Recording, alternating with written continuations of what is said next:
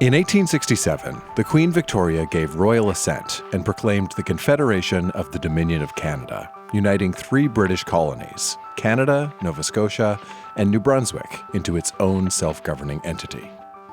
Canada's chief concern with the outside world in its early years was survival.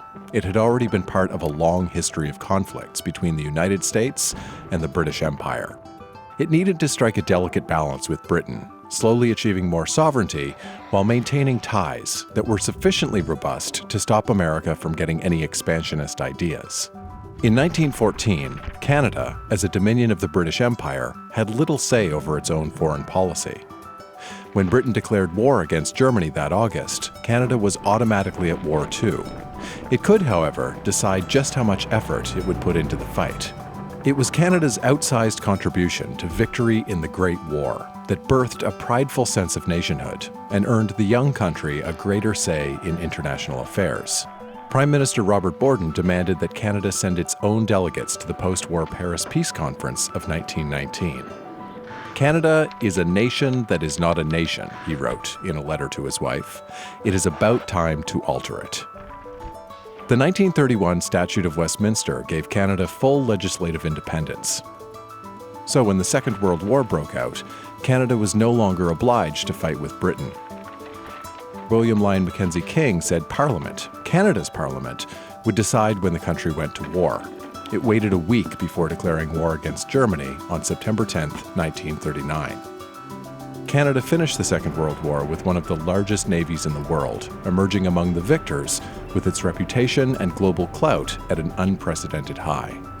What followed is often described as the golden age of Canada on the world stage. With a population less than half of what it is today, Canada had a larger military in the 1950s than it does in 2017. It was 4th among NATO members in per capita military spending. And by 1962, it garrisoned some 14,000 soldiers in Germany to help stare down a belligerent Soviet Union. Canada was a valued and important member of the Western Alliance. It was also a bridge within the Commonwealth between Europe and its new closest ally, the United States. Diplomatically, Canada's finest hour came in 1956, when Canadian Minister of External Affairs Lester Pearson helped end the Suez conflict in Egypt by pushing for the creation of a United Nations emergency force to police the area. For his efforts, Pearson was awarded the Nobel Peace Prize and has been called a father of peacekeeping because of it. Canada's golden age came at a time when much of the world was still shattered as a result of the Second World War. Half of Europe was effectively occupied by the Soviet Union, and millions of Chinese were starving to death because of Mao's Great Leap Forward. Canada's global influence in the 50s and 60s was substantial, but not sustainable. In 1971, Prime Minister Petrou said Canada had overextended itself and that it was time to look inward. Trudeau eventually had second thoughts and launched a globe-trotting peace mission to ease Cold War tensions shortly before retiring, although his efforts accomplished little. Canada's later foreign policy successes were more modest compared to Pearson's peacemaking, but they were on occasion significant. Prime Minister Brian Mulroney fought for an end to white rule in South Africa. And Prime Minister Jean Chrétien's government campaigned for a ban on anti-personnel mines, resulting in a treaty that was eventually endorsed by some 160 nations. The 2001 terrorist attacks against the United States shook Canada out of its post-Cold War complacency. Within months, Canadian soldiers were in Afghanistan, fighting the Taliban that had sheltered Osama bin Laden and his al-Qaeda group that attacked America. Over the next 10 years, more than 150 Canadians would die in a controversial war that reinforced Canada's close ties to the United States and its commitment to the NATO military alliance.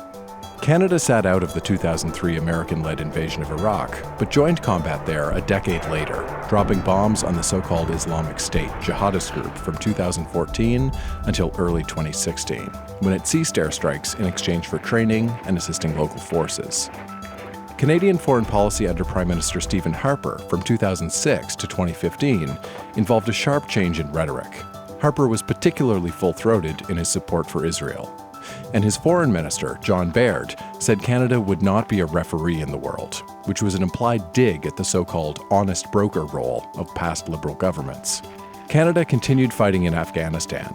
It pursued free trade, and its most important relationships remained with the United States and NATO member states.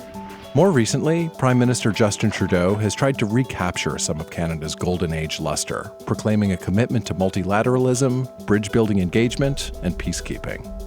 His vocal embrace of pluralism and international cooperation has brought Canada new notoriety in the world. However, with no new peacekeepers yet deployed and relations with Iran, Israel, and Russia unchanged, the next chapter in Canadian foreign policy looks to be one of continuity rather than revolution.